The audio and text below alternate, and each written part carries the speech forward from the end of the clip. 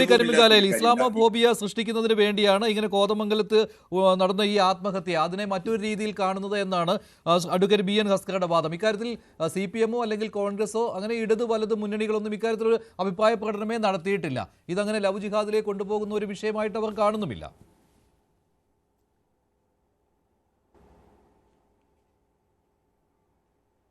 അതാണ് മഞ്ജുഷേ, ഭാസ്കറിന് ഇങ്ങനെയല്ലാതെ വേറെ എന്ത് പറയാൻ കഴിയും? കാരണം അദ്ദേഹത്തിൻ്റെ ഇവിടുത്തെ ഒരു പോർട്ട്ഫോളിയോ എന്ന് പറയുന്നത് ഒരു ഇടതുപക്ഷത്തിന് വേണ്ടി സംസാരിക്കുക എന്നുള്ളതാണ്. അപ്പോൾ അദ്ദേഹം അത് നിർവഹിക്കുന്നു എന്ന് മാത്രം കരുതുക. ഇപ്പോൾ അതേ സമയത്ത് തന്നെ കൊല്ലത്തുനിന്ന് ഒരു പെൺകുട്ടിയുടെ അമ്മ മാധ്യമങ്ങൾക്ക് ഇൻ്റർവ്യൂ കൊടുത്തിട്ടുണ്ട്. അവിടെയും ഒരു ഇതേ സമുദായത്തിലെ ഒരു പയ്യനാണ് മറുവശത്ത്. കേസ് പോലും എടുത്തിട്ടില്ല എന്നാണ് അവർ പരാതി പറഞ്ഞത്. അപ്പോൾ അതും ഇസ്ലാമോഫോബിയ അല്ല. ഇതിനു മുമ്പ് പലതും ഇങ്ങനെ നമ്മൾ പറഞ്ഞപ്പോഴും ഇവർ പറഞ്ഞുകൊണ്ടിരുന്നതേ ഇത് തന്നെയാണ്. ഇവർക്ക് ഇത് തന്നെ പറഞ്ഞുകൊണ്ടിരിക്കാനേ കഴിയുള്ളൂ. പക്ഷേ ഇവിടെ ഇതല്ല പ്രശ്നം. എനിക്കൊരു ടെക്നിക്കൽ ബുദ്ധിമുട്ടുണ്ട്. എനിക്ക് തിരിച്ചു വരുന്നുണ്ട്. ഓക്കെ. അപ്പോൾ ഇതിനകത്ത് ഹസ്കറിനെ ഇത്രയൊക്കെ തന്നെ പറയാൻ കഴിയുള്ളൂ. ഇതിനകത്ത് എത്രയും വേഗം ഒരു നിയമനിർമ്മാണം നടപ്പാക്കാനുള്ള ഒരു ശുഷ്കാന്തിയാണ് ഈ നാട്ടിലെ രാഷ്ട്രീയ കക്ഷികൾ നടത്തേണ്ടത്. നോക്കൂ, അക്കാര്യത്തിൽ ആരെങ്കിലും എന്തെങ്കിലും സംസാരിക്കുകയോ അക്കാര്യത്തിൽ എന്തെങ്കിലും നീക്കം നടത്താനോ തയ്യാറാവുന്നുണ്ടോ എന്ന് ശ്രദ്ധിക്കൂ. ചെയ്യില്ല. കാരണം നമുക്കറിയാം, ഈ കന്യാസ്ത്രീകളുടെ ഒരു വിഷയത്തിൽ ഛത്തീസ്ഗഡിൽ ഒരു കേസിട്ട് കന്യാസ്ത്രീകളെ ഒന്ന് അറസ്റ്റ് ചെയ്തേ ഉള്ളൂ. കണ്ട പുകിൽ നമ്മൾ കണ്ടതല്ലേ, ഇവിടുന്ന് എത്ര പേരെ കെട്ടിക്കേറിയതെന്ന് കാണിച്ച നാടകങ്ങളും ഒക്കെ നമ്മൾ കണ്ടതല്ലേ. അതേസമയം ഇവിടെ ഇത്ര ഒരു പെൺകുട്ടി ആത്മഹത്യ ചെയ്തിട്ട് പോലും ആ വിഷയത്തിൽ വാ തുറക്കാത്തതിൻ്റെ കാരണം നമുക്കറിയാം. കാരണം ഒരു സമുദായത്തെ അപ്പീസ് ചെയ്യാൻ, ഒരു സമുദായത്തെ സുഖിപ്പിക്കാൻ ഏതറ്റം വരെയും പോകുന്ന താണ രാഷ്ട്രീയത്തിലേക്ക് കേരളം മാറിക്കഴിഞ്ഞു. ഇത്രയും ലവ് ജിഹാദിൻ്റെ ആരോപണങ്ങൾ സഭയുടെ ഉത്തരവാദിത്തം, പാലാ പിതാവ് മാത്രമല്ലല്ലോ, എത്രയോ പിതാക്കന്മാർ, എത്രയോ പോലീസ് ഉദ്യോഗസ്ഥർ, പോലീസിൻ്റെ ഉന്നത സ്ഥാനങ്ങളിലിരുന്നവർ, മുൻ മുഖ്യമന്ത്രി, എത്രയോ ഉന്നത സ്ഥാനത്തിരിക്കുന്നവർ ഇതെല്ലാം പച്ച പരമാർത്ഥമാണെന്ന് പറഞ്ഞു കഴിഞ്ഞിട്ടും ഇതിനകത്ത് പിന്നെ ചോദിക്കുന്നത്, എവിടെയെങ്കിലും ലവ് ജിഹാദിന് കേസുണ്ടോ? ലവ് ജിഹാദിന് ആരെങ്കിലും അറസ്റ്റ് ചെയ്തിട്ടുണ്ടോ? ആളെ വടിയാക്കാനാണ്. കാരണം ഈ കേട്ടോണ്ടിരിക്കുന്നവരൊക്കെ വിചാരിക്കും ശരിയാണല്ലോ, ഇതിൽ ലവ് ജിഹാദ് ഇല്ലാത്തൊരു സാധനം പറഞ്ഞിട്ട് ഇവർ കുറേ പേര് ഈ സാമൂഹ്യ സ്പർദ്ധത ഉണ്ടാകാൻ നടക്കുകയാണല്ലോ. ഇതിൻ്റെ കാരണം ഇതാണ്. അങ്ങനെ ഒരു സെക്ഷൻ ഇല്ല. ലവ് ജിഹാദ് എന്നും പറഞ്ഞ് FIR സെക്ഷൻ ഇല്ല. പിന്നെ എന്ത് ചെയ്യും? അപ്പോൾ അങ്ങനെയാണ് നിർബന്ധിത മതപരിവർത്തനത്തിന് ശ്രമിച്ചു എന്നത് ചൂണ്ടിക്കാണിക്കപ്പെട്ടിട്ടുണ്ടല്ലോ. അങ്ങനെ മൊഴിയും ഒക്കെ ഉള്ളതാണല്ലോ. അതിലേക്കും അന്വേഷണം പോകുന്നില്ലല്ലോ അഡ്വക്കേറ്റ് ബി എൻ ഹസ്കർ. വളരെ കൃത്യമായിട്ട് ആ പെൺകുട്ടി എഴുതിയിട്ടുള്ള ആത്മഹത്യാക്കുറിപ്പ് പൊതുമധ്യത്തിലുണ്ട്, പോലീസിന്റെ കൈവശമുണ്ട്.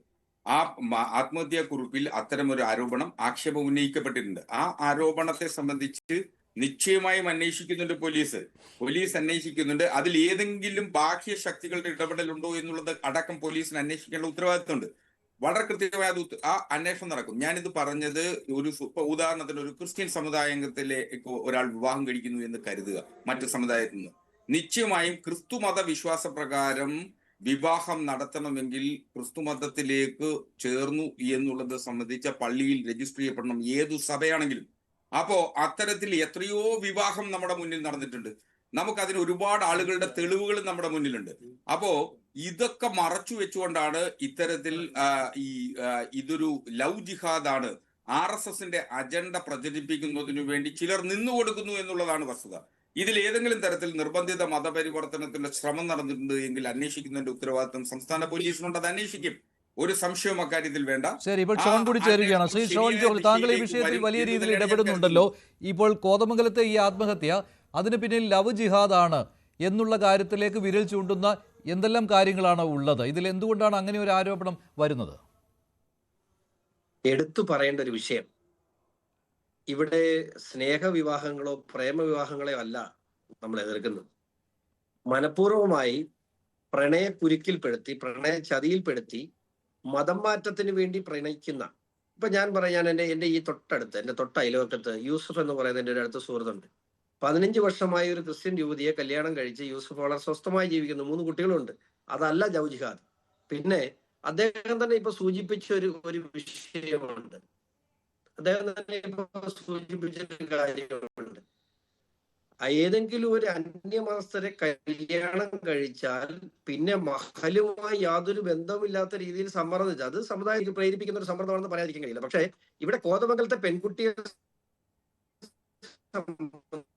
സംബന്ധിച്ചിടത്തോളം ആ പെൺകുട്ടിയുടെ ഇപ്പൊ ഭാസ്കർ സാർ തന്നെ പറഞ്ഞു, അവര് ആത്മഹത്യാ കുറിപ്പിൽ കൃത്യമായി ആ കുട്ടി ഇങ്ങനെ ഒരു കാര്യം പറഞ്ഞിട്ടുണ്ടെങ്കിൽ അതിന്റെ അവിടുത്തെ ഇത്തരത്തിലുള്ള പ്രലോഭനം ഉണ്ടാക്കി ആ റമീസ് എന്ന് പറയുന്ന ചെറുപ്പക്കാരന്റെ മാതാപിതാക്കളെ കൂടാതെ അവിടെ മറ്റാളുകൾ ഉണ്ടായിരുന്നു. എവിടെയാണ് നടന്നത്? എവിടെയാണ് ഈ സംഭവം നടന്നത്? പാനായിക്കുളത്ത്.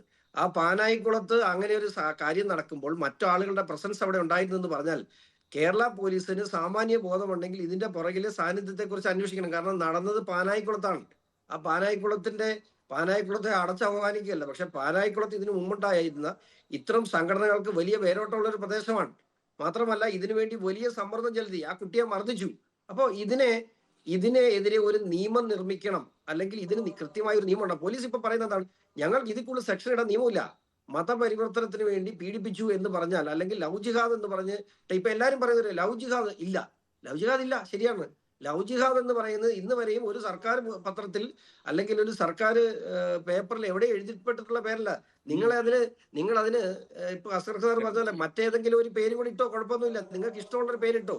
ഇപ്പൊ ഞാൻ പറയാം, നിങ്ങളിപ്പോ അർഗസ് സാറ് സൂചിപ്പിച്ചു ലവ് ജിഹാദ് എന്ന്, പ്രേമ വിവാഹങ്ങളെല്ലാം ലവ് ജിഹാദ് ആണെങ്കിൽ ഞാനും ലവ് ജിഹാദുകാരനാണ്. മനസ്സിലായില്ല, ഞാനും സ്നേഹിച്ച് വിവാഹം കഴിച്ച ആളാണ്. പക്ഷെ എന്റെ ഭാര്യ കുട്ടികളെയായിട്ട് സന്തോഷമായിട്ട് ഇവിടെ ജീവിക്കുന്നുണ്ട്. അവർക്ക് അവളുടെ മതസ്വാതന്ത്ര്യമുണ്ട്. പക്ഷെ ഇതങ്ങനെയല്ല. ഇത് ഈ കൊട്ടാരക്കരയിലുള്ള കുട്ടി, ആ കുട്ടിയുടെ മാതാവുമായിട്ട് ഞാൻ ഇന്ന് സംസാരിച്ചു. അത് അംഗവൈകല്യമുള്ള ഒരു കുട്ടിയാണ്. ആ കുട്ടിയെ വലിയ മാനസിക സമ്മർദ്ദം ചെലുത്തിയാണ് അതിനെ കൊണ്ടുപോകാൻ ശ്രമിച്ചത്. ഇപ്പോ നിലമ്പൂർ സംഭവിച്ചൊരു കാര്യം പറഞ്ഞു. അവിടെ ഒരു വൈദികന്റെ പെങ്ങളുടെ കുട്ടിയാണ് സംഭവിച്ചത്. അവർ പരാതി പോലും കൊടുക്കാൻ അവര് തയ്യാറല്ല. അങ്ങനെ ആയിരക്കണക്കിന് ആളുകൾ ഭീഷണി മൂലം ഭയന്നും, അതുകൂടാതെ അവരുടെ ആത്മാഭിമാനം പണയം വെക്കാൻ ഇനിയും കഴിയാത്തതുകൊണ്ട് പരാതി കൊടുക്കുന്നില്ല. പക്ഷെ ഇവരെല്ലാവരും പറയുന്ന ഒരു കാര്യം ഞാനും അംഗീകരിക്കുന്നു, ലവ് ജിഹാദ് എന്ന് പറയുന്ന ടേം എവിടെയും ഡിറൈവ് ചെയ്തിട്ടില്ല. ആ ലവ് ജിഹാദ് എന്ന് പറയുന്ന ടേം ഡിറൈവ് ചെയ്യാത്തതുകൊണ്ട് ഇവിടെ ലവ് ജിഹാദ് ഇല്ല എന്ന് മാത്രം പറയരുത്. ശരി, അഡ്വക്കേറ്റ് ബി എൻ ഹസ്കർ അതിനുള്ള മറുപടി. ഇത് കോതമംഗലം മാത്രമല്ല, പല ഉദാഹരണങ്ങളും ചൂണ്ടിക്കാണിക്കുകയാണ് ഈ രീതിയിൽ തന്നെ ഇസ്ലാം മതത്തിലേക്ക് മാറ്റുന്നതിന് വേണ്ടി പ്രണയം നടിച്ചുള്ള ചെയ്തികളാണ് വരുന്നത്. അതാണ് പറയുന്നത്, അതാണ് കോതമംഗലത്തും സംഭവിച്ചത്. അത് തന്നെ നിലമ്പൂര് പറയുന്നു, കൊട്ടാരക്കരയിൽ പറയുന്നു. അല്ല മഞ്ജുഷ്, ഇത് ഒറ്റപ്പെട്ട സംഭവങ്ങളെ സാമാന്യവൽക്കരിക്കുക എന്ന് പറയുന്നിടത്താണ് ഇപ്പോൾ സംഭവിച്ചുകൊണ്ടേയിരിക്കുന്നത്. കേരളത്തിൽ പ്രണയം നടക്കുന്നില്ല, അല്ലെങ്കിൽ നമ്മുടെ ചെറുപ്പക്കാർ പ്രണയത്തിൽ അകപ്പെടുന്നില്ല. അവർ പ്രണയത്തിന്റെ ലോലമായിട്ടുള്ള വൈകാരിക നിമിഷങ്ങളിലൂടെ കടന്നു പോകുന്നില്ല. ഈ